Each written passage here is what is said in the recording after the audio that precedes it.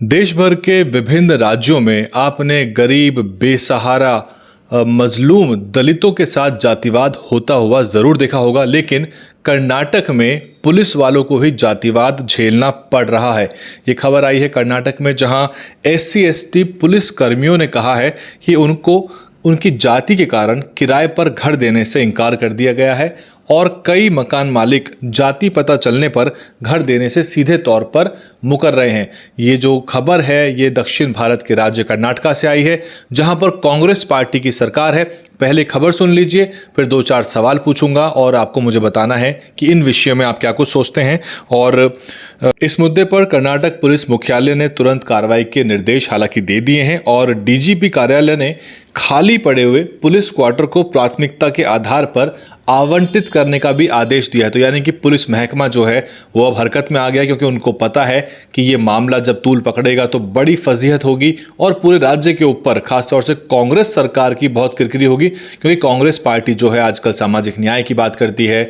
राहुल गांधी जो है वो संविधान को हाथ में लेके लहराते हैं और बहुत बड़े बड़े वादे किए जाते हैं, लेकिन ज़मीनी सच्चाई क्या है उससे हम आपको रूबरू करा देते हैं। और मामला जो है ये कुल मिला के 28 अप्रैल का है, जब सरकारी आश्वासन समिति की जो बैठक थी उसमें ये मामला उजागर हुआ और भेदभाव के कारण कई पुलिसकर्मी शहर के बाहरी इलाकों में भी रहने को मजबूर हो गए हैं और दूर रहने से उनको ड्यूटी पर समय से पहुंचने में काफ़ी दिक्कतें आ रही हैं। और अभी तक पुलिस क्वार्टर जो हैं वो वरिष्ठता और पहले आओ पहले पाओ के आधार पर दिए जाते थे। नए आदेश के बाद SC/ST कर्मियों की शिकायतों पर प्राथमिकता से विचार हो रहा है और कुछ मकान मालिकों ने हालांकि ये कहा है कि SC/ST एक्ट के तहत कानूनी कार्रवाई के डर से भी घर देने से बचते हैं। तो ये एक माहौल दलितों के खिलाफ बना दिया गया है कि जहां तो एक तरफ जघन्य अपराध जो है दलितों के खिलाफ होते हैं और वहीं दूसरी तरफ ये पूरा माहौल तैयार किया गया है कि दलित समाज के जो लोग हैं वो SC/ST एक्ट का दुरुपयोग भी कर सकते हैं, जबकि उनकी वाजिब FIR तक दर्ज नहीं हो रही है। कई राज्यों से इस तरह खबरें आती हैं। अधिकारियों ने कहा है कि SC/ST समुदाय कर्मचारी सभी रैंक में मौजूद हैं और निचले रैंक के कर्मियों को किराए पर घर पाने में ज़्यादा सामाजिक दिक्कतें आती हैं। बात सही है कि जहाँ कास्ट इश्यूज आ रहे हैं वहाँ क्लास आपकी हेल्प कर देती है और जो वरिष्ठ अधिकारी हैं, जो सीनियर ऑफिसर्स होंगे, उनको ये दिक्कत नहीं आ रही होगी। जो नीचे हवलदार, कांस्टेबल लेवल के लोग अधिकारी होंगे, जो अफसर होंगे, जो कर्मचारी होंगे, उनको ये दिक्कतें आ रही हैं। गृह मंत्री G. परमेश्वर ने कहा है कि फिलहाल 40% पुलिसकर्मियों को क्वार्टर मिल चुके हैं और पुलिस विभाग ने भी आश्वासन दिया है कि हर मामले की जांच करके सहायता दी जाएगी। सरकार का लक्ष्य करीब 90% पुलिसकर्मियों को आवास देना है और जो पुराने ब्रिटिश कालीन जर्जर पुलिस क्वार्टर हैं उनको हटाकर नए भवन बनाए जाएंगे। तो देखा आपने ये खबर, शायद आपको ये खबर, जो बड़े बड़े TV चैनल हैं जिनके पास करोड़ों अरबों रुपए के संसाधन हैं, नोएडा में बड़े बड़े स्टूडियो हैं, उनके लिए खबर नहीं है। इसलिए दलित न्यूज़ नेटवर्क पे हमको आपको बताना पड़ता है कि ज़मीनी सच्चाई क्या है।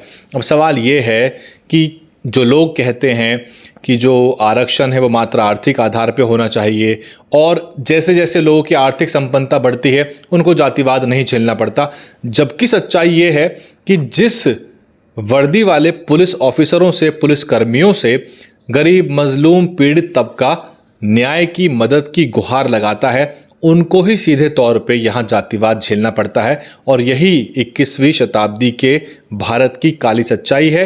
जो सामाजिक रॉट है, बेसिकली जो सोशल रॉट है जातिवाद का, जिस तरह से वो सड़ी गली व्यवस्था जिसको कभी कभी ख़त्म हो जाना चाहिए था, वो आज भी भारत के पैर पीछे खींच रही है और भारत अपना वास्तविक मुकाम आर्थिक सामाजिक रूप से विश्व पटल पर हासिल नहीं कर पा रहा, क्योंकि कुछ लोगों के दिमाग में आज भी भूसा और गोबर भरा हुआ है और वो अपनी जातिवादी मानसिकता से बाहर नहीं आ रहे। जबकि विश्व भर के अंदर वसुधैव कुटुंबकम की बात करने वाले लोग अपने ही देश के अंदर इस समस्या को दरकिनार इग्नोर करते हैं और फिर वो आंख मूंदने के बाद कहते हैं कि जातिवाद तो है ही कहाँ, मेरिट की दलील देते हैं। और इस तरह की घटना कई राज्यों से निकल के आती है। राजस्थान में भी आला पुलिस अधिकारियों की एक अधिकारी की जो बारात है उसको निकालने के लिए बड़े पैमाने पर छावनी बनाना पड़ा। ऐसा कई राज्यों में होता है और राजस्थान में तो अभी एक जो लड़की है वो खुद घोड़ी पे सवार होकर अपनी बारात जो नहीं निकालने दी गई वो शिकायत करने DM के ऑफिस पहुंच गई। ऐसे मामले आपको क्या कुछ बताते हैं, क्योंकि और दूसरी बात, कांग्रेस की सरकार के ऊपर भी प्रश्न चिन्ह लगता है कि आप अपने आप को बीजेपी से अलग बताते हैं, कहते हैं कि बीजेपी को हराओ, कांग्रेस को जिताओ, लेकिन जमीनी स्तर पे इन चीज़ों को जो है इसका त्वरित समाधान करना चाहिए। खुद राहुल गांधी को जाकर संज्ञान लेना चाहिए और प्राथमिकता के आधार पर या तो क्वार्टर आवंटित किए जाएं या फिर जो लोग एक तरह से घर देने से मना कर रहे हैं उनके ऊपर कार्रवाई सुनिश्चित होनी चाहिए।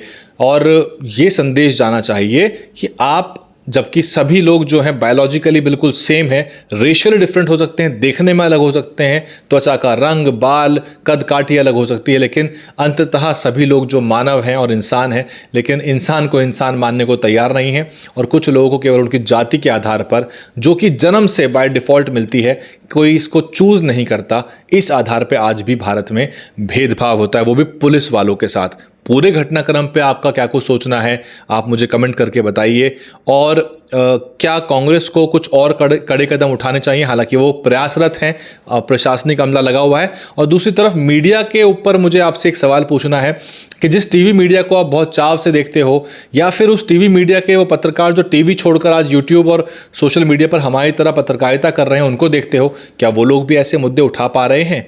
क्योंकि इंडियन एक्सप्रेस और द हिंदू के अलावा बड़े पैमाने पर किसी ने इस पूरे घटना को रिपोर्ट नहीं किया है। आप देख रहे थे दलित न्यूज़ नेटवर्क, मैं हूं वैभव कुमार। लाइक करिए, कमेंट करके मुझे अपने व्यूज़ दे दीजिए और एक सब्सक्राइब बटन है उसको दबा दीजिएगा। अगर आप यूट्यूब पे देख रहे हैं या फेसबुक पे देख रहे हैं, आप यूट्यूब पे जाके एक ज्वाइन बटन है उसको दबाने के बाद आप अगर हमें मंथली आर्थिक रूप से कंट्रीब्यूट करना चाहें, मासिक रूप से मंथली बेसिस पे, तो बहुत बड़ा योगदान होगा। हम इस तरह की और खबरें रिसर्च करके आप तक पहुंचा पाएंगे और ग्राउंड पे और भी पहुंच पाएंगे, ताकि हम आपको ज़मीनी सच्चाई बता सकें। ज्वाइन बटन दबाइए। लाखों लोग देख रहे हैं, लाखों सब्सक्राइबर हैं, लेकिन गिनती के ही हमारे पास ज्वाइन बटन है। कम से कम 100-200 ज्वाइन बटन का आंकड़ा आप 2027 उत्तर प्रदेश चुनाव तक पूरा करिए, ताकि चैनल पूरे देश भर में कहीं भी जाके आपकी आवाज उठा सके। DNN हिंदी को सब्सक्राइब करने के लिए दबाएं लाल रंग का सब्सक्राइब बटन और घंटी का बटन दबाकर ऑल नोटिफिकेशंस पर क्लिक करें। चैनल को जिंदा रखने के लिए नीले रंग का ज्वाइन बटन दबाकर चैनल को आर्थिक सहयोग करें।